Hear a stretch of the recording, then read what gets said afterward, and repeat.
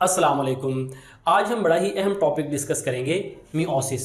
Meiosis Greek word मियोन से लिया गया है, जिसका मतलब है मेक स्मॉलर।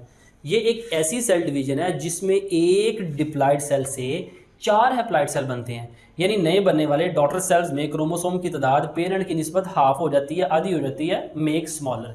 इसी वजह से इसको हम मियोसिस कहते हैं। अब अनलाइक माइटोसिस, मियोसिस की 2 सब डिविजन्स हैं। एक है मियोसिस 1 और एक है मियोसिस 2। मियोसिस 1 को हम रिडक्शनल डिवीजन भी कहते हैं, क्योंकि मियोसिस 1 के नतीजे में एक डिप्लॉइड सेल से 2 हैप्लॉइड सेल बनते हैं। तो मतलब डॉटर सेल में क्रोमोसोम की तादाद पेरेंट की निस्बत रिड्यूस हो गई, इसी वजह से इसको हम रिडक्शनल डिवीजन कहते हैं। जबकि meiosis 2 is just like mitosis. Meiosis 2 में वही सारी तब्दीलियां होती हैं जो माइटोसिस के अंदर हुई थी। इस लेक्चर से पहले माइटोसिस वाला लेक्चर जरूर सुन लीजिएगा, वो मैं अपलोड कर चुका हूँ, उससे इसको समझने में आसानी होगी। अब सबसे पहले हम मियोसिस 1 को डिस्कस करते हैं। मियोसिस 1 की कैरियोकाइनेसिस को मजीद 4 स्टेजेस में तकसीम किया जाता है: प्रोफेज 1, मेटाफेज 1, एनाफेज 1 और टीलोफेज 1। अब प्रोफेज ये सबसे लेंथी फेज है। मियोसिस 1 की प्रोफेज 1 के अंदर वही सारी की सारी चेंजेस आती हैं जो कि माइटोसिस की प्रोफेज में आती हैं। जैसा कि जो क्रोमाटिन है वो कंडेंस होके क्रोमोसोम की शक्ल में विजिबल होना शुरू हो जाते हैं। सेंट्रियोल ऑपोजिट पोल पे चले जाते हैं और बाइपोलैरिटी इस्टेब्लिश हो जाती है। न्यूक्लियर इन्वेल्प डिसऑर्गेनाइज होना शुरू हो जाता है, न्यूक्लियोलस डिसअपेयर होना शुरू हो जाता है और स्पिंडल फाइबर बनना शुरू हो जाते हैं और स्पिंडल फाइबर क्रोमोसोम को अरेंज करना शुरू हो जाते हैं। हाँ, एक डिफरेंस होता है, वो डिफरेंस ये कि मियोसिस की प्रोफेज 1 के अंदर जो क्रोमोसोम अरेंज होते हैं वो होमोलोगस पेयर की शक्ल में होते हैं, जबकि माइटोसिस की प्रोफेज में सिंगल क्रोमोसोम अरेंज हुए थे। मसलन ह्यूमन सेल में 46 क्रोमोसोम होते हैं, तो वो 46 के 46 अलग-अलग अरेंज हुए थे, जबकि यहाँ पे देखिए वो होमोलोगस पेयर की शक्ल में अरेंज हो रहे हैं। अब ये होमोलोगस पेयर क्या है? हर स्पीशी में क्रोमोसोम जोड़ों की शक्ल में होते हैं। मसलन इंसान के अंदर 46 टोटल क्रोमोसोम है, तो वो 23 पेयर की शक्ल में होंगे, 23 जोड़ों की शक्ल में होंगे। हर जोड़े का एक क्रोमोसोम मेल से आता है और एक क्रोमोसोम फीमेल से आता है, तो इन्हें हम कहेंगे ये होमोलोगस पेयर है। हाँ, दोनों क्रोमोसोम पे जीन्स एक जैसे होंगे, डिफरेंस होगा लेकिन वो एक जैसे होंगे। मसलन फर्ज करें यहाँ पे आई कलर को कंट्रोल करने वाला जीन है, तो यहाँ पे फर्ज करें मेल की तरफ से जो आया वो ब्लैक आई कलर का होगा, फीमेल की तरफ जो आया फर्ज करें वो हेजल है। हैं तो दोनों आई कलर, लेकिन वो उनमें क्या है, थोड़ा सा डिफरेंस है, तो इन्हें हम कहते हैं कि होमोलोगस क्रोमोसोम है। तो प्रोफेज 1 के अंदर जो क्रोमोसोम पेयर होते हैं, जो अरेंज होते हैं, वो होमोलोगस क्रोमोसोम की शक्ल में होते हैं। और याद रखें कि हर क्रोमोसोम जो सा है ना, वो 2 क्रोमाटिड्स पर मुश्तमिल है, क्योंकि इंटरफेस की एस फेज में क्रोमोसोम डुप्लीकेट हो गए थे, उन्होंने अपनी कॉपियां तैयार कर ली थी। तो यहाँ पे ये 2 क्रोमाटिड हैं। इन दोनों क्रोमाटिड्स को कहते हैं सिस्टर क्रोमाटिड्स, जबकि ये दोनों भी एक दूसरे के लिए सिस्टर क्रोमाटिड्स हैं। हाँ, ये दोनों एक दूसरे के लिए नॉन सिस्टर क्रोमाटिड्स हैं। अब प्रोफेज 1 को मजीद 5 स्टेजेस के अंदर तकसीम किया जाता है। यहाँ पे आप देख सकते हैं लेप्टोटीन, जाइगोटीन, पैकेटीन, डिप्लोटीन और डायाकाइनेसिस। सबसे पहले बात करते हैं लिप्टोटीन, यानी इन सारी की सारी स्टेजेस में होना वही कुछ है जो प्रोफेज के अंदर मैं आपको पहले बता चुका हूँ, लेकिन हम उनको ग्रेजुअली देख लेते हैं, क्योंकि प्रोफेज 1 जोन सी है इसमें बड़ी ही पेचीदा किस्म के रिएक्शंस हो रहे हैं। मसलन लिप्टोटीन में क्या होगा, क्रोमाटिन कॉन्डेंस होना शुरू होते हैं, न्यूक्लियस साइज में बड़ा होना शुरू हो जाता है और होमोलोगस क्रोमोसोम एक दूसरे के करीब आना शुरू हो जाते हैं। ये जो 2 आपको दिखाए हुए ना मुख्तलिफ कलर के, ये होमोलोगस क्रोमोसोम है। तो सिर्फ हम एक पेयर ले रहे हैं ताकि आपको समझने में आसानी हो। उसके बाद जो जाइगोटीन है, तो ये जाइगोटीन लफ्ज़ जाइगोट का मतलब है पेयरिंग, मिलना, जुड़ना। तो यहाँ पे क्या होगा, होमोलोगस क्रोमोसोम की पेयरिंग शुरू हो जाएगी, और ये पेयरिंग किस वजह से होगी, एक प्रोटीन की वजह से। उस प्रोटीन का नाम है साइनेप्टोनोमल कॉम्प्लेक्स।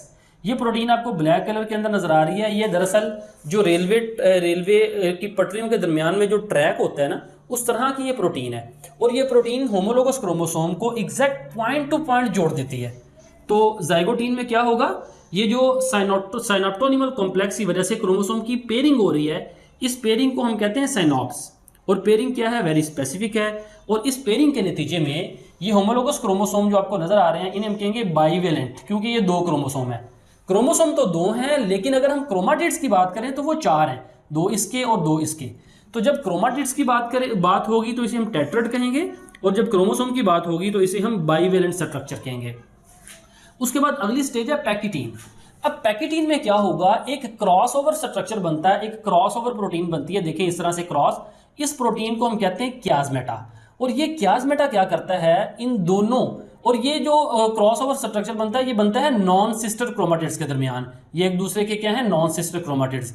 और ये क्याज़मेटा क्या करता है, इन क्रोमोसोम के सेगमेंट्स को एक्सचेंज कर देता है। मसलन यहाँ पे देखें, ये जो ब्लू कलर वाला सेगमेंट है वो इधर आ जाता है और ग्रीन कलर वाला इधर। यहाँ पे देखें, ये एक दूसरे के इन्होंने सेगमेंट्स क्या कर लिए, एक्सचेंज कर लिए।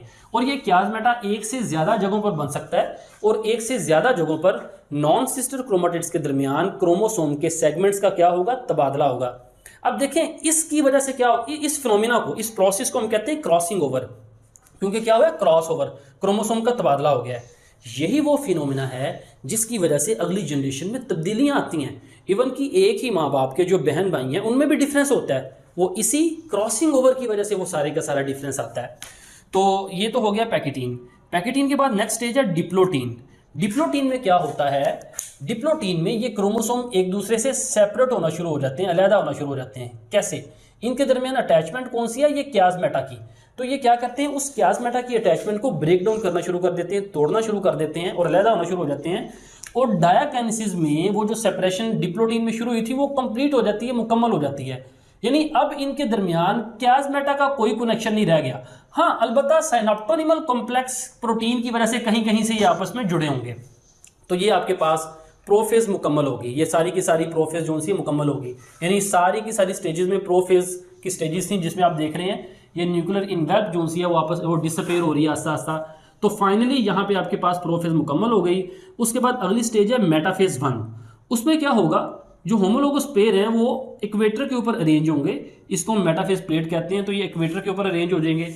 अब मियोसिस की मेटाफेज 1 और माइटोसिस की मेटाफेज में क्या डिफरेंस है, यहाँ पे जो क्रोमोसोम अरेंज है वो होमोलोगस पेयर की शक्ल में, यानी 23 होमोलोगस पेयर अरेंज होंगे, जबकि वहां पे अकेला अकेला क्रोमोसोम अरेंज था। माइटोसिस में 46 के 46 ऐसे अरेंज थे। तो ये मेटाफेज 1। उसके बाद एनाफेज 1 में क्या होगा, जो काइनेटोकोर माइक्रोट्यूब्यूल्स हैं वो कॉन्ट्रैक्ट करेंगी, जिसके नतीजे में आधे क्रोमोसोम इस तरफ आना शुरू हो जाएंगे और आधे इस तरफ जाना शुरू हो जाएंगे। यहाँ पे देखें, इस तरफ वाले जो इस तरफ वाले क्रोमोसोम है वो इधर आ रहे हैं और इस तरफ वाले इधर जा रहे हैं। लेकिन हाँ, हर क्रोमोसोम 2 क्रोमाटिड्स पर मुश्तमिल है।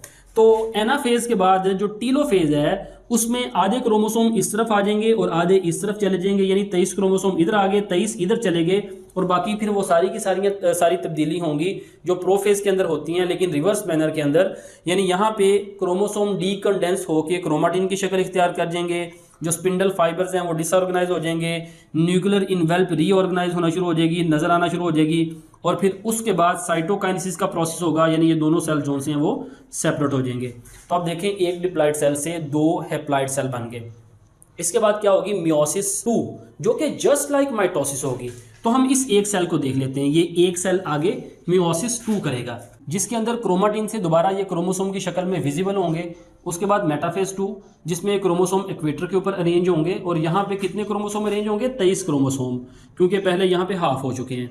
उसके बाद एनाफेज 2, जिसमें आधे क्रोमाटिड्स इस तरफ इस पोल की तरफ आना शुरू हो जाएंगे और आधे इस पोल की तरफ। और टीलोफेज 2 के अंदर वो जो आधे क्रोमाटिड इधर पहुंच जाएंगे, आधे इधर, और वो फिर सारे का सारा प्रोसेस होगा जो कि पीछे हम देख चुके हैं। और फिर ये 2 सेल बनेंगे, फिर साइटोकाइनेसिस होगी, जिसके नतीजे में ये 2 सेल बन जाएंगे। जो इधर क्रोमाटिड्स आए हैं वो भी क्रोमोसोम के तौर पे बिहेव करेंगे, जो इधर आए हैं वो भी पूरे क्रोमोसोम के तौर पे बिहेव करेंगे, और ये भी 2 हैप्लॉइड सेल बन गए। एक इस हैप्लॉइड सेल से 2 हैप्लॉइड सेल बनेंगे और एक इससे। तो एक जो डिप्लॉइड सेल है उससे टोटल 4 हैप्लॉइड सेल बन जाएंगे। तो इस तरह से मियोसिस 1 और मियोसिस 2 का प्रोसेस जो है वो कंप्लीट होगा। ये था आज का लेक्चर, उम्मीद है आपको समझ आई होगी। मिलते हैं अगले लेक्चर के साथ। अस्सलाम वालेकुम वरहमतुल्लाहि वबरकातुहू।